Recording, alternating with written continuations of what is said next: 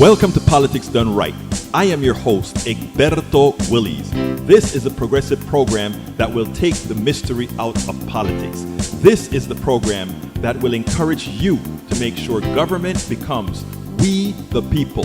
Whether you are liberal, progressive, conservative, or otherwise, you get to air your point of view. We are an independent media outlet that, unlike mainstream media beholden to corporations, we only owe allegiance to you. Remember, you can also send me a tweet at EGBERTOWILLIES. That is at Egberto Willies.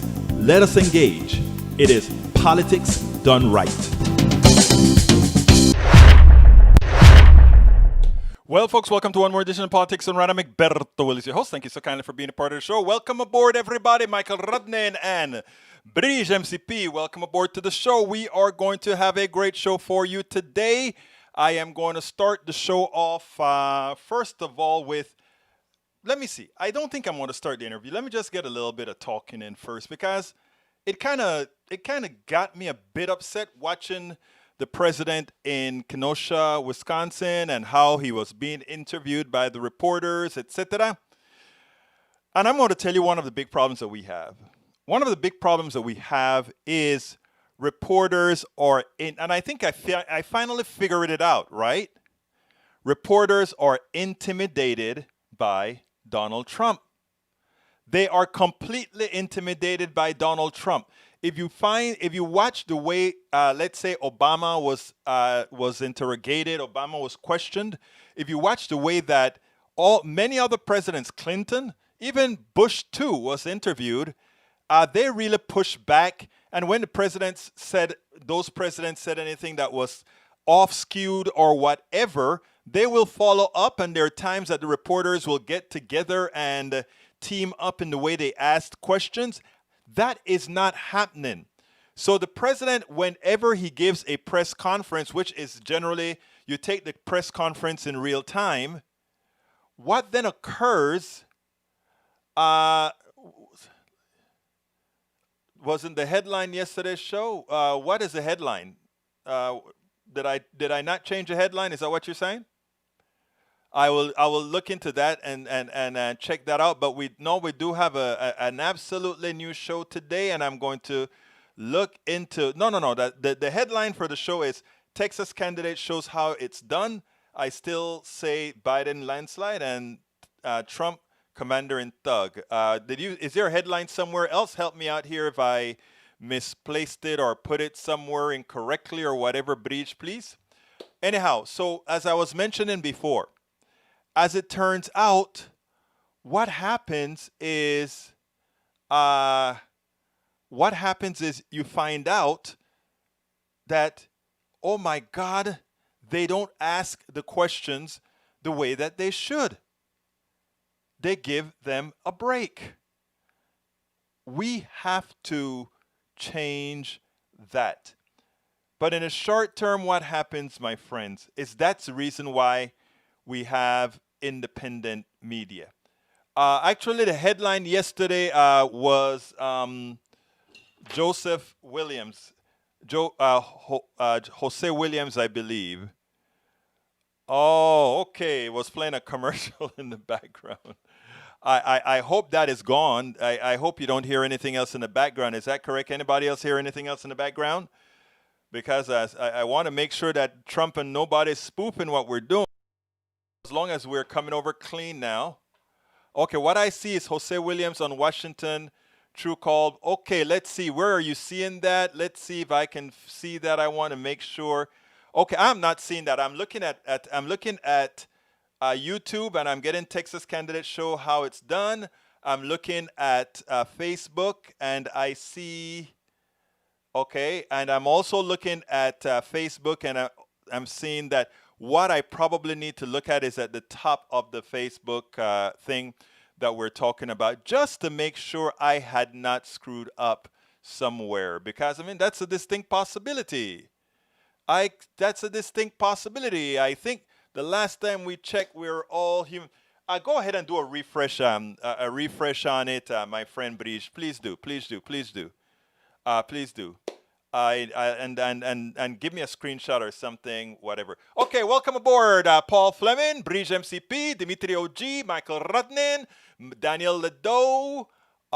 Let's see who else is here. AVQ. Welcome aboard. Let's see. I see Daniel. A cognitive disconnect is thinking the press is soft on Trump. I don't think so. I think the press is not soft on Trump, Ledo. I think what the press is scared of Trump.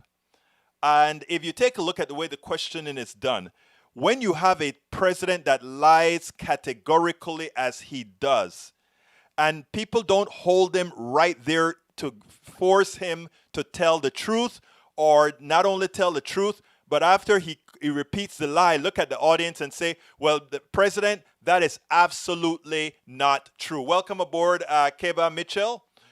Paul Fleming as well. I think that is important, but I think they're scared to do it because they're scared, numero uno, that there's a good likelihood that if they do that, they won't be allowed back into the press rooms. Welcome aboard, my survivor, Norman Reynolds. I think that is the reason why, and I don't think it's necessarily that bodily scary of harm, but I think it has other reasons. Anyhow, let's get into the program, and then we'll move on with other issues thereafter. So what is the program title today? And the program title today is, and Brige, I want you to really show me where that is, because I need to know all these, whatever snafus there are, I need to be able to find it. Welcome aboard, Lee Grant. But here's the program today. Here's the program today. Why did you repeat that again, Daniel Ledo? Cognitive disconnect is thinking the press is frightened of Trump. I guess the first one was is soft on Trump. Okay. Oh, there's no help. There's no anyhow. Okay, I let's see a screenshot. The screenshot is correct. Oh, I see that. I don't know what happened there. I am not sure why. That must be a bug in Facebook. Oh, yeah. Thank you for showing that, Rudnin. Thank you for giving the screenshot. That is a bug in Facebook, because if you take a look on the page itself, it is correct. What I'm going to have to do is figure out where that bug is, and I'll find that out probably while I'm playing the other interview. But anyhow, title of the show today is Texas Candidate Shows How It's Done. I still say Biden landslide. Trump Commander in Thug. Okay, I think that's what we're going to do first. I think what we're going to do first is the Commander in Thug. Then after the Commander in Thug, we'll do the interview. And then after the interview, we'll talk about landslide, because that one, I believe, can really go places. And I know a lot of folks want to hear, Egberto, why are you talking about landslide? We just want to win. To which I say, absolutely not. My friends, it's not just about winning this time around. It's about sending a message. It's about being righteous. It's about being real. It's about winning, and given that we have context for us to win the right way and to go out and do it correctly. Meaning, if we fiddle, we may get a marginal win. If we fiddle, we may get a marginal loss. We fiddled with Hillary Clinton. We forgot about going and talking to absolutely everybody. And what do you think happened? We lost the electoral we won the election by over 3 million votes and lost the electoral college by just 80,000, less than 70,000 votes. And those votes were much less than the votes we left on the table because of our own dereliction of duty. So when people go around being scared about losing an election because of what happened in 2016, 2016 was not a Trump win. It was a dereliction of duty of the Clinton campaign. And when you look at it from that perspective, you have no fear. Because Trump hadn't increased in the amount of people that like him, Trump hasn't increased in any parameter whatsoever. What has changed in this election is our side has a whole lot more connect, not only with the base of with the Democratic Party, but with the original Republican Party who are currently on board with the Democratic Party, along with progressives who decided to hold their tongue for this election. So when I'm telling you, when you paint the picture of what's out there, you should not be even thinking about the possibility of Trump winning. If you're comparing apples and apples, even in a pandemic, I'm starting to see articles that say, oh, Trump may win the vote in the beginning, and given that maybe 2/3 of the votes are coming by mail, something is going to happen to scare people. Hi, Deborah Ann Borjan. Dimitri OG, welcome aboard. Troy Astro, welcome aboard. Lee Grant, welcome aboard. So what I'm trying to tell you people is we need to start talking from the positive perspective with the expectation of winning and winning big because of all the stars and all the things that have lined up correctly this time around, even more so than 2016. And 2016 was pretty damn good. You win an election by 3 million votes in a country where George Bush lost by 1,000 votes, still won. So 500,000 votes and still won. Look, let's be real here. Anyhow, the Democratic candidate shows how it is done. This Democratic candidate shows how it's done, and it is showing in his polls. Democrats must not fear building a landslide in 2020. Here are the topics. First one, Travis Boldt, a young man in Pearland, Texas, Brazoria County, Texas, is running a race against an established Republican. He showed with his grit and competence how one should run to win a race. Are you concerned about Democrats winning? If you are, don't. There is work to be done, but the environment is ripe for a landslide. And if Democrats do not seize the moment, they never will, and they don't then deserve to win. And Dimitri, you're correct about ignoring the youth, and we have 63 days. No, not 63, probably 2 and 3 weeks, because election starts already. People will start voting already. To go ahead and win those votes and be respectful to those votes as well. We must be respectful to the right. We must be respectful to the youth. We must be respectful to the left. We must go ahead and earn their vote so we can take their vote. And last, Donald Trump displayed his commander in thug bona fides. What do I mean by Donald Trump displayed his commander in thug bona fides? Donald Trump was interviewed several times, both at the press conference yesterday and also on Fox News. On Fox News, he said things like, the cop that shot 7 bullets into that black young man just choked. To him, it was just a choking. So a guy got 7 bullets in it because the cop choked. And, everybody gets a chance to choke. He just kind of dismissed it that kind of a way. Who would kind of just dismiss a shooting, right? A thug in chief, a commander in thug. That's who would do it. But that was at the Fox News conference. You would think that he'll get away, he'll do stuff like that at Fox, right? That is okay. But but after he did that at Fox, he then gave I don't remember which one came first, but he gave the news conference at the White House, and then he was asked about the vigilante. He was asked about the vigilante who came into town from another state to kill. A vigilante who came from another state to kill, to hunt. That's why they came. They followed those Facebook messages. They came into Kenosha to kill. And that's what he did. He killed 2 people and maimed 1 person. In all this violence that Donald Trump has been talking about, no killings by the people who are the radicals that he wants to call radicals, but the people who kill are his people. His people come into a location and kill. He killed in Virginia. He killed in Kenosha, Wisconsin. So several times, Donald Trump's people have marched into a location, into a protest, and killed. And what did Mr. Thug in Chief have to say? What did Mr.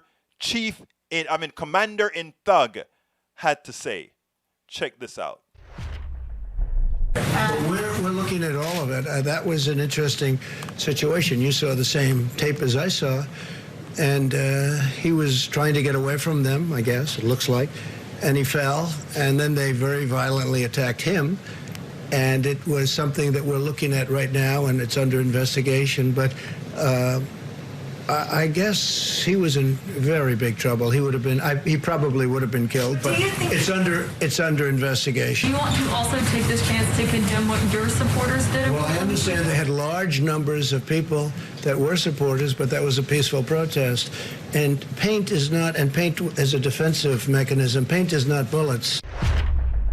I don't know if you guys remembered, but there was a time in Atlanta when a cop really roughed up a young woman. Okay, a young woman. She was painting on the ground as her form of protest, and the cops came, pulled her up, threw her on the ground, beat her up. These are the Trump's thugs that came into Portland, Oregon, and they beat up this young lady. I'm sorry I didn't have the video queued up for you. And what did this woman do? She took paint and she defamed a street. She wrote something on the street with the spray paint. And all the right-wingers said, well, she deserved that to happen. She deserved to be roughed up because she was destroying property. She was painting on property. Well, it seems to me like the president just gave her some authority to do that. Think about that. The president just gave her authority to do that because he said, hey, paint is not bad. She's just painting. But then again, but bullets are bad. So at the same time, the president is also defending this this woman. What is he doing? He's actually saying, wait a minute. At the same time, bullets were used by this president's people and killed 2 people. I mean, I want you guys to really realize what is happening here, and what we have to do is constantly bring these stories out. We have to constantly bring these stories out, because if we don't, what then occurs is you get that false narrative, right? You get that false narrative that somehow that isn't the case. I had another video here that I'm looking for as we speak that I really, really wanted to show you, right? Because as it turns out, there is one person, and I think I played it yesterday. I'm not sure if I played it yesterday, with a narrative. And I think she's the one that did it the best. I'm downloading it right now from YouTube since I can't find it in my stash here. So I'm going to download it from YouTube and play it from there. But what got me, right, is that what got me is they didn't, how should I say this? They didn't make a good use of the narrative, but now it is. I am pulling it down now, and guess what? I found it. Actually, it was right here. I want to play this for you, and you check this out. Karen Finney, Democratic operative. Let me tell you, we have to have more people like her putting the message out and not falling for the crap too many in the standard or mainstream media fall for. Listen to this, and then we'll take it on the other side. I have a different take on what we really know at the end of 2 weeks. What we know, if we look at what's happening in Kenosha, Wisconsin, is that a white 17-year-old with an AR-15 long gun approached police and was brushed off as he had just shot 2 people. And a black man in a tank top with a cop holding him by the scruff of the shirt was shot 7 times in the back while his 3 children watched. Those are the 2 visions of America. Donald Trump is trying to make this about who wants to stop violence. Black people want to stop violence. We have been living in violence since the beginning of this country. He's trying to make this about anarchy in the streets, but he's the president. He's trying to blame Joe Biden when he is the president. Why should Joe Biden be responsible for Trump's failures? And all of this is a distraction from the complete incompetence, frankly, of Donald Trump, as more than 180,000 Americans are dead from coronavirus. And we're learning very troubling things about the idea of the CDC suggesting that we test less, and so we will get less results, so we'll know less what's going on. That's really what Democrats have to do and what Biden has to do. Don't let Donald Trump take us off focus on what this election is really about, his incompetence, the danger that he himself creates. Him going to Kenosha, Wisconsin is like driving a Mack truck full of gas into a fire. That contrast of that imagery, the contrast of that imagery to anything that Joe Biden does is going to remind Americans that Joe Biden is a good, decent human being with a real plan to quell the violence in our streets, to do real policing reform, to move our country forward. And Donald Trump is just full of chaos and anger and bile. That's what we're seeing in the outcome of these two conventions moving forward. She hit every single thing hit the nail on the head. We have to singularly focus on that issue as they try to reverse what we're looking at, because remember, that's what they have to do. They have to use smoke and mirrors. They can't show that he's been derelict with the economy. They can't show that he's been derelict with coronavirus. They can't show that he's been derelict with keeping order in the country or solving the grievances of many in the country. He can't do that because he has been a failure. So he's going to throw things and he's going to create anarchy and then say, okay, only I can fix the anarchy that is happening during my administration. Karen Finney, you did a great job. And everybody pushing the message has to not be scared and have to stay on point to let it be known and make sure it is cauterized into people's minds. Great job. Now, there's another one that I want you to see, and this one is Amy Klobuchar. This is the other one that I was looking at because Amy came out with a good defense by not allowing them to change the message. This is not a law and order election, and we cannot allow them to make it a law and order election. And at the same time, we must keep the protests going. It is incumbent upon all of us.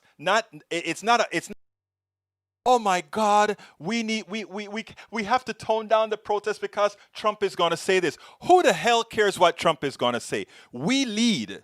We lead. Trump has screwed up the country. We lead. We have the protests to have the structural changes and to make sure that everybody is on board with the structural changes. And we point out exactly the dereliction of duty by the presidente. And here is Amy Klobuchar.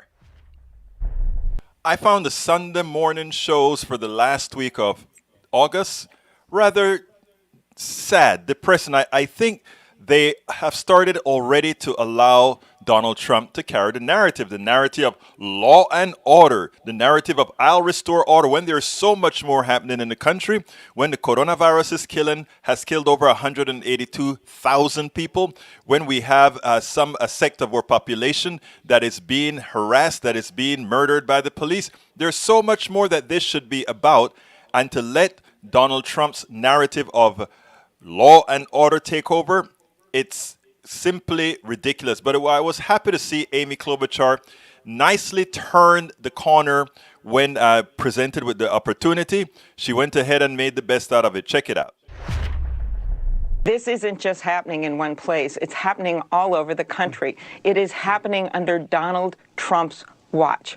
What is going on? We have innocent people like George Floyd shot by police. We have what happened in Kenosha.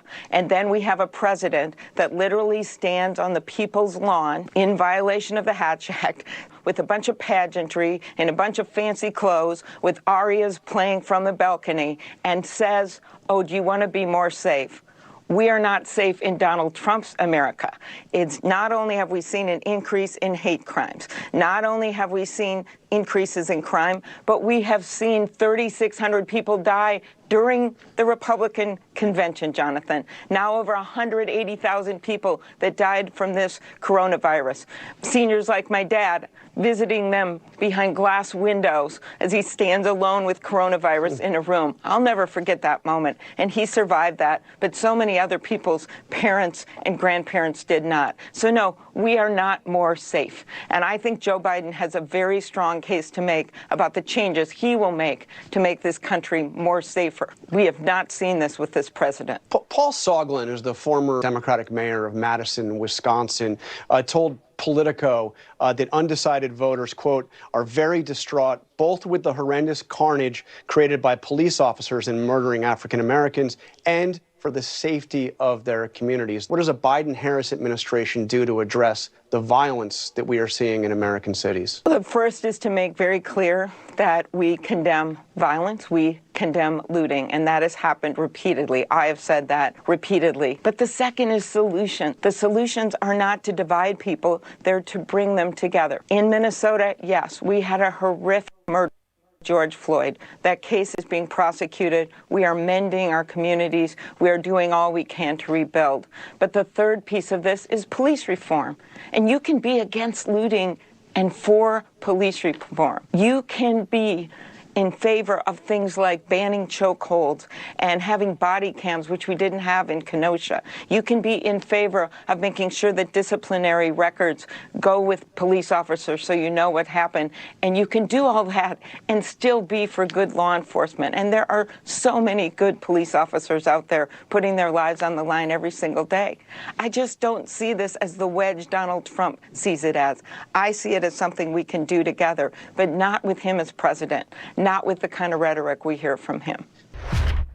Now, I want to specify the three great things that she did in that particular narrative. Number one, she points out that under Donald Trump, America has become less safe. America has also become a country who attacks minorities, etc. Number two, she points out that the police has a problem, that she didn't run away from the police issue with the way it treats black men, people of color.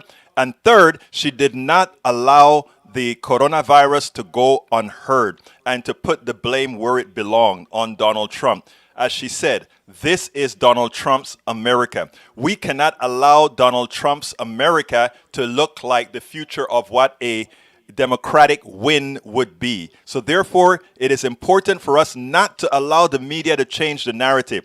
This is not Biden's America. This is Donald Trump's America. And all these bad things have occurred because we have a president that is derelict in his duty, because we have an incompetent president, because we have somebody who does not know how to govern. This is what the Biden administration need to be doing now is, if you want more of the same, you keep Donald Trump.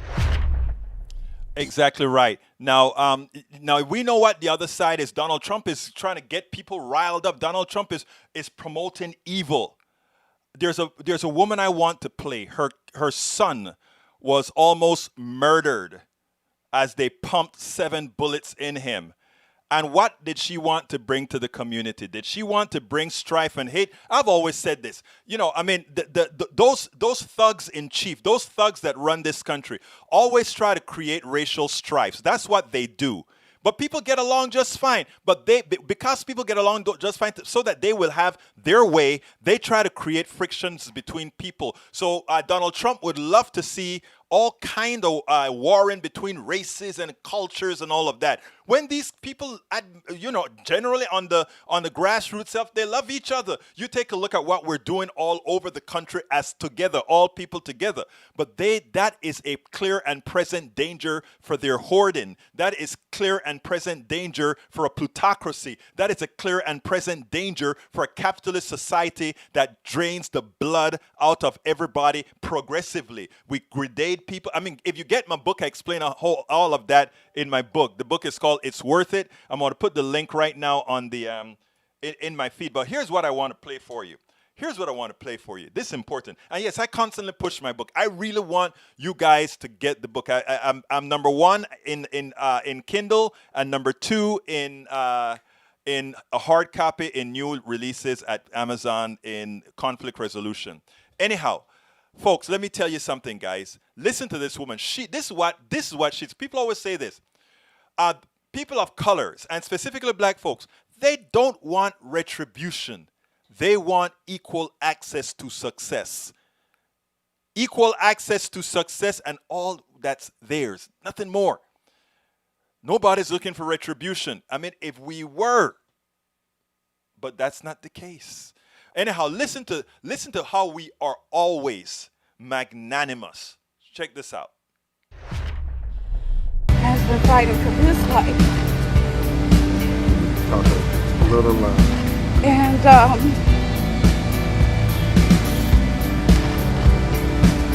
we really just need prayers. As I was riding through here, through the city, I noticed a lot of damage. It doesn't reflect my son or my family.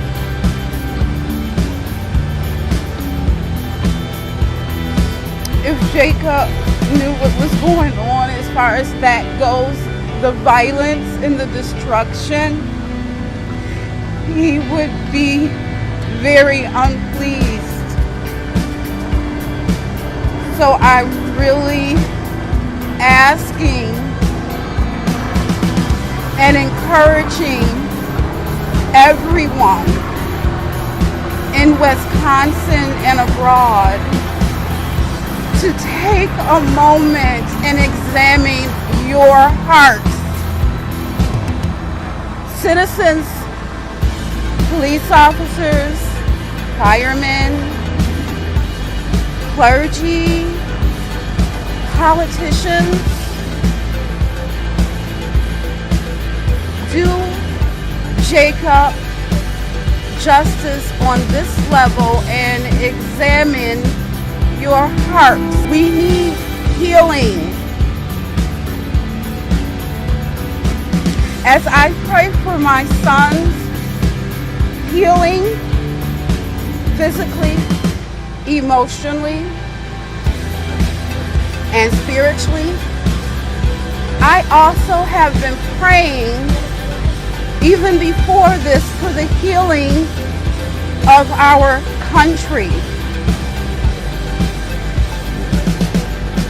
God has placed each and every one of us in this country because he wanted us to be here. Clearly you can see by now that I have beautiful brown skin. But take a look at your hand, and whatever shade it is beautiful as well. Amen. Yes. How dare we hate what we are? We are humans. God did not make one type of tree or flower or fish or horse or grass or rock. How dare you ask him to make one type of human that looks just like you? I'm not talking to just Caucasian people. I am talking to everyone. White, black, Japanese, Chinese, red, brown.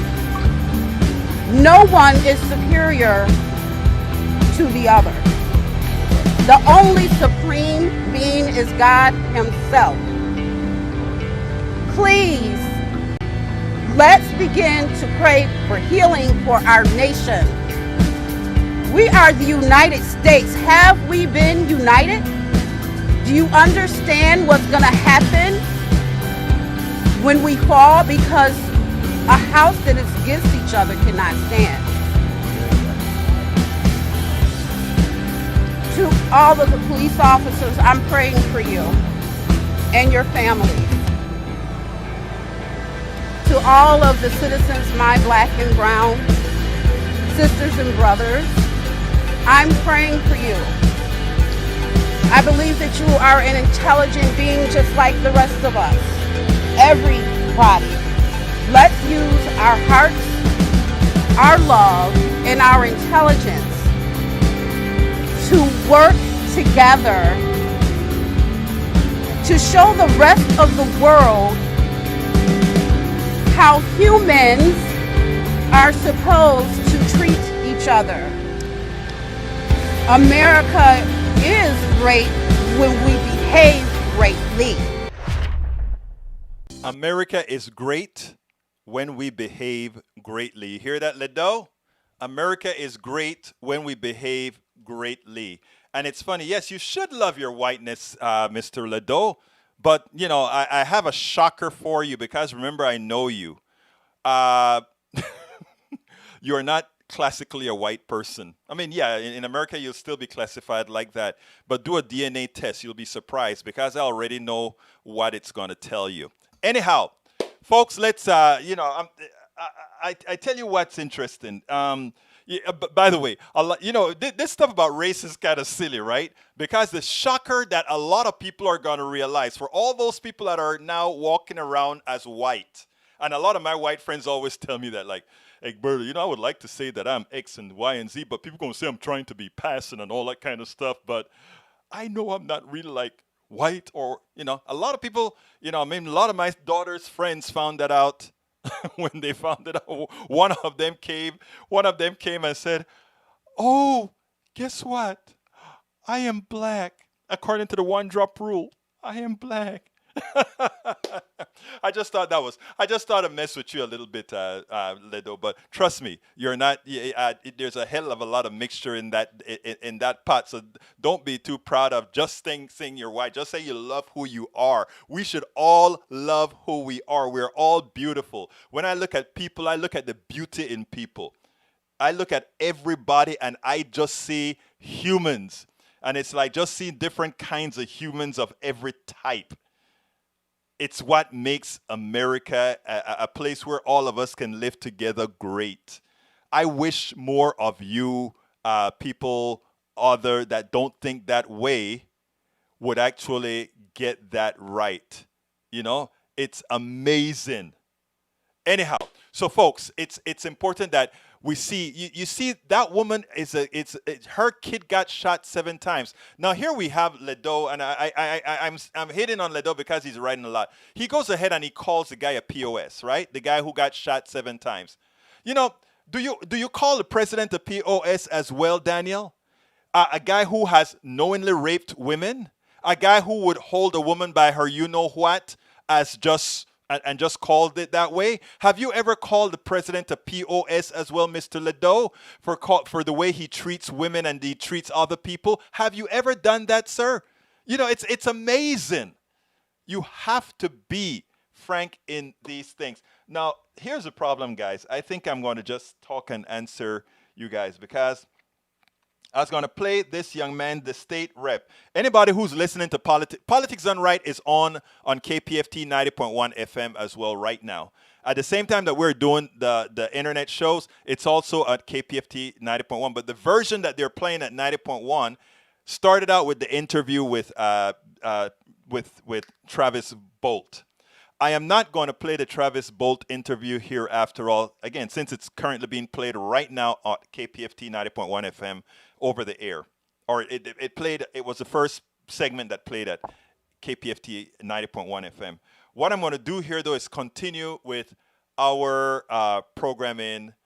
But I want to do a little bragging stuff here, man, because I'm really thrilled. I'm excited. I just went ahead and pulled this up. That is the book. If you notice, the Kindle version is #1 at new releases in conflict management, and #2 in the last time we pulled, and #2 in the same segment. So I am excited as hell. And what I want to ask you guys to do is please help us keep it there. Get either you can get either the Kindle version or the hard copy version. But I can tell you that I am very happy a lot of folks see some value in really talking to the other side. Why talking to the other side? Because remember, we're going to talk about the next subject that we had to talk about is why do I believe we are going to win in a landslide? I'm going to tell you why. Let me get this thing off the screen and then talk to you. And this is for my and my right wingers that are listening here today as well. This is going to be a win for you too. All right? When we win big, it's also going to be a win for you. Whether you can when you go into the, in fact, what I'm asking all my right wingers here is when you go into that voting booth, remember your vote is between you, yourself, and God. And why am I telling you this? Because if you win with the Democrats this time, especially during a pandemic, there are policies that Republicans are unable to pass because they are ideologically fixed in their beliefs, but that you will need. We are going to need, for all those people that have gotten coronavirus, I'm talking about the ones who got infected right now, they are going to have permanent issues to deal with. I've currently interviewed a whole lot of people so far that have gotten coronavirus, and yes, they're now completely, what's the word? They're completely free of the virus, but it has left permanent problems with them right now. So they are going to need health care, a lot of health care going forward. And the only thing that's going to do that is a good healthcare system that's not going to depend on you having to give every year a $6,000 to $12,000 deductible every single year because of these illnesses that you're going to have that's developed from coronavirus. So that's number one. Number two, our employment situation has been permanently changed. All those small businesses or small restaurants and all of those guys, they're going to be out of business. A lot of those restaurant owners or whatever also themselves were Republican voters because, I mean, they just happen to tend to be that way when you do the demographic check. But a Republican ideology right now is anathema to what they want right now. And what I'm giving you right now are things that I have in the book, but also things that I'm telling you that you have to use as your argument, not to ask your people to become Republican, but to ask them to vote in their immediate self-interest.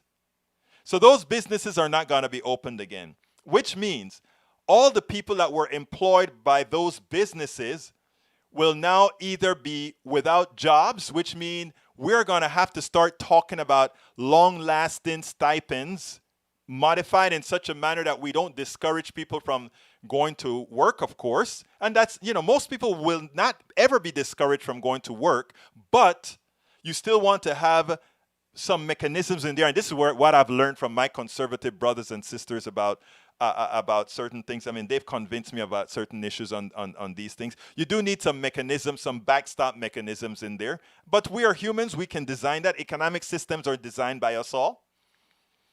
So what we are going to have to promote to these people is not only for themselves, not only the engineer who may continue to have his job, but about his kid who won't ever have a job in the short term until we restructure an economy that has the ability to absorb everybody, which may mean reducing the amount of work that the work week altogether so more people can be employed. There are a lot of things that are going to have to change because what has happened over time is we have never been able to take advantage of the productivity gains we have all given to this economy. Productivity gain, which means making a lot more product with less people, that the difference in price, the profits that has come from that didn't come to those who created that productivity gain. It went straight to the top, to the shareholders who have accomplished absolutely nothing, and to the executives who have accomplished absolutely nothing. We discussed that as well in the book. So I would love for you to go to politicsdoneright.com store. You can get the book there. Check it out. Hey, now. Or you can go to Amazon, whichever one. You can go ahead and do it. But so my thing here is this. When you're talking to your people, and you don't have to, this is not about asking them to convert. You're not asking them to convert their ideology.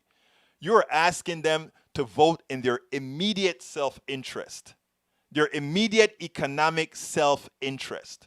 Their immediate economic self-interest cannot be solved by conservative ideology. It cannot. And that is what we have to bring to these folks and talk to them respectfully and have them understand. And when we do that, when I talk about landslide, this is what I'm talking about. It's not going to come. A landslide doesn't come because we want a landslide. A landslide doesn't come because we will a landslide. A landslide comes because all of us, every single one of us, do the work. In other words, when I go to the grocery store and I have a pleasant conversation with somebody and I turn that conversation into a mild political conversation. Let me give an example.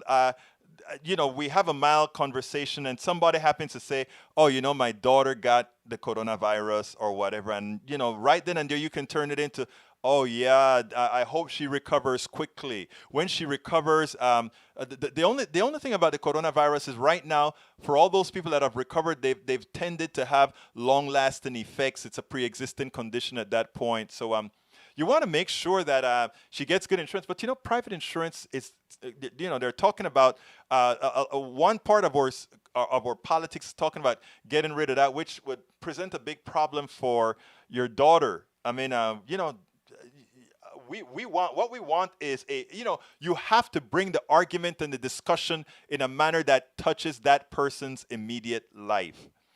And if you take a look at books like I forgot the name, What Has Happened to Kansas, Republicans have always done that. They've lied to people, but they've always made them believe that their interest is what they're looking for, right? They've even told them, being poor is a good thing.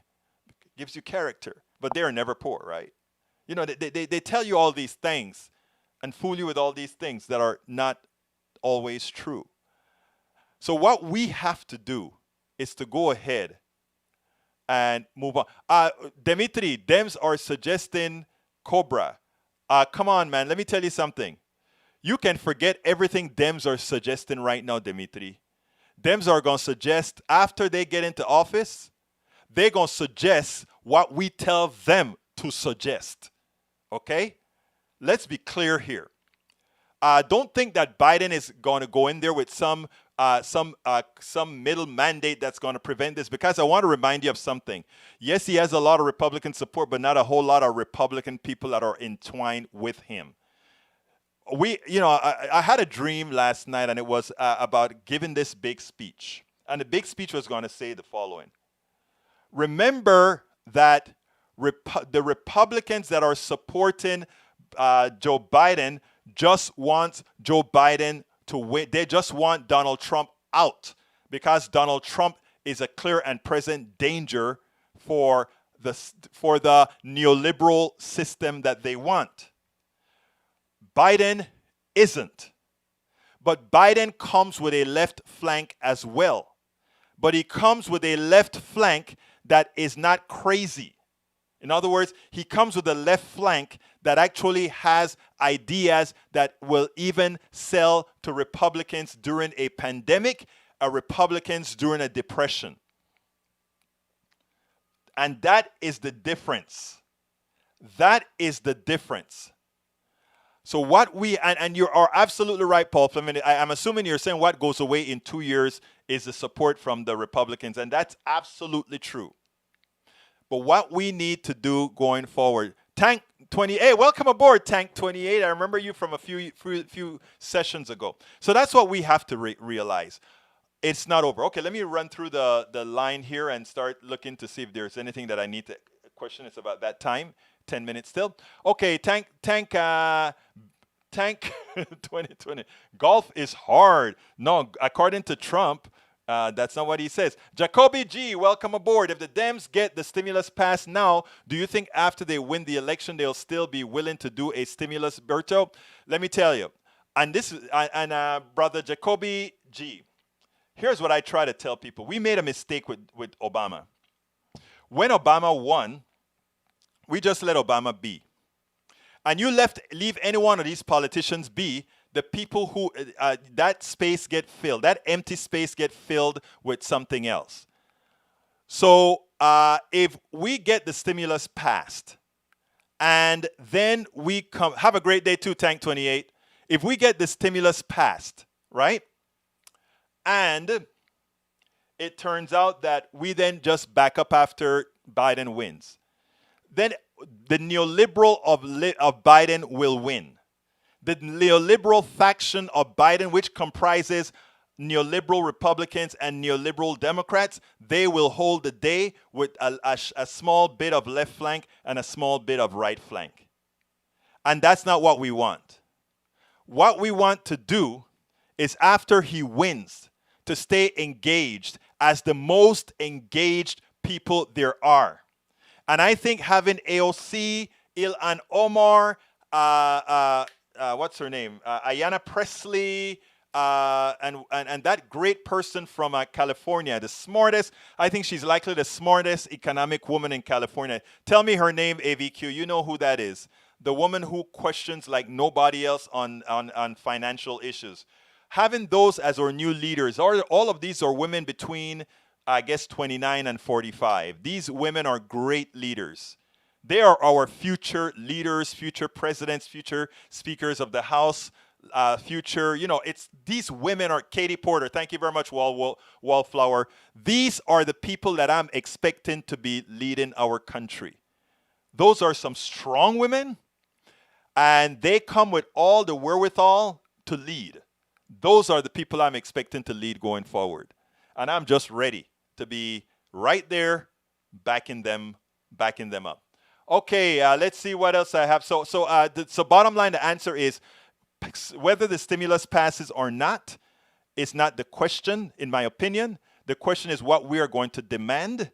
And if we don't get what we demand, we continue the protest for the structural changes that does not only involve social justice, racial justice, but also economic justice. And by the way, economic justice doesn't just cover Democrats. Economic justice is for us all.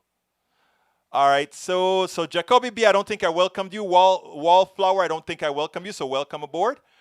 Tank 28, I didn't welcome you, so welcome aboard. Let's see, Norman Reynolds, I think I welcomed you. Let me see if there's anything else. Hey, we got a ton of messages. We actually got a medal for all these messages. Okay, Jacoby says, so do you believe there should be another one though? Yes. Yes. There will. You see, Jacoby, we are going to need stimulus packages over and over again until we find equilibrium in the economy. Equilibrium in the economy is when the amount of dollars floating in the economy can have enough people work, can have all the people who want work working at the same time to create the products that these people need. And that's why we don't have inflation. That's why we're spending deficit spending out of the gazoo. The reason we don't have inflation is that we don't have money chasing products. We have products chasing money. So when we reach equilibrium, that is when we have to stop printing money. That is what modern monetary theory is about. Modern monetary theory isn't about just printing money and you can print forever. No, it's not saying that. It is saying equilibrium. You know, Keynesian tries to bring equilibrium by having an authority figure, like the bank, not the treasury, but the private banks that run our economy. We want to get rid of the private banks that run the economy and run off of a formula. This stuff says we know equilibrium. You just have to monitor inflation. Inflation tells you, and people say, well, suppose inflation runs away from you. Inflation can't really run away from you if you're not in the private sector, where these guys want to control that's another economic topic I can't discuss right now. We only have 4 minutes. But anyhow, so that is the answer to that particular question, brothers. Stimulus packages until a vaccine comes around and people can get back to work safely. Michael Rudnan, if ultimately that is what it's going to turn out to be. But there's one other caveat though, Michael, and it goes as follows. We have structurally changed the economy with the pandemic. People have learned how to work at home. All right. And a lot of companies are finding it a lot more efficient to work at home. What that means is a lot of buildings that used to be rented by companies for those people who work at home are no longer needed, which means there's going to be a drop in real estate prices, or some of those real estate buildings are going to go bankrupt. There's going to be a shift in the economy, right? A lot of and these people who used to go out to work outside of their homes used to go to restaurants, and they used to support those microeconomies around those buildings, around and all those things. Those buildings used to use electricity and all these things that are now relegated to the home. Because a lot of companies are going to see, wow, I have a friend who said working at home, they've noticed that they are more efficient. And why? Technically speaking, because they're getting more work out of their employees, right? All that time that employee would have taken driving or driving back home, now they say, I can go ahead and do a little bit more. I mean, that's what they've noticed. A lot of companies have noticed they've gotten a lot more work out of their people. So don't consider that this is going to change anytime soon. So you are going to have a restructuring in the economy that is going to be even more efficient.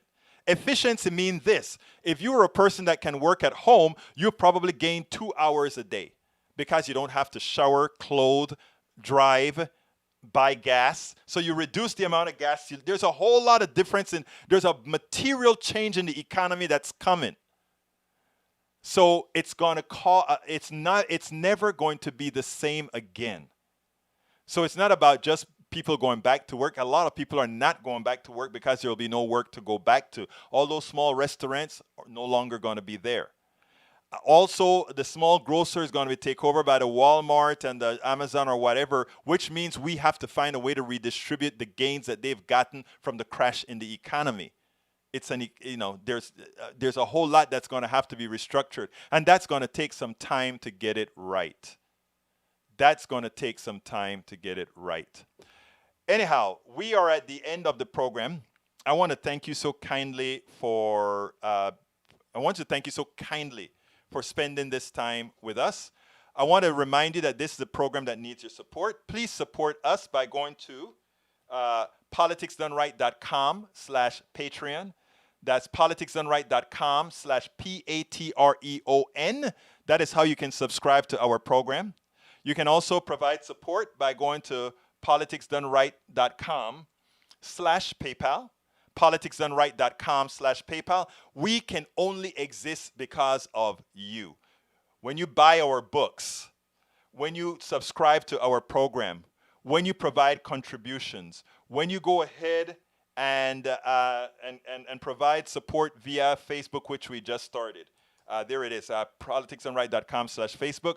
Or when you go to our store, we have T-shirts, we have books. Our books you can get at our store. You can get our cups. You can get our bumper stickers. Don't forget our books. Here we go. All these things are at our store when you buy. So please support the program. This is how we're going to continue to enlighten us all. I learn from you. I hope you learn from me. That is what we are going to do to change the paradigm. We can no longer depend solely on the mainstream media. As I mentioned earlier at the beginning of this show, we are not being informed well. The media seems to not tell us about the president as they should. And that is one of the reasons why we are where we are. Landslide, folks. Landslide. It's not going to happen automatically. Let's all work towards making it happen. My name is Egberto Willies. This is Politics Done Right. And you know how I end this baby. I am what? Out!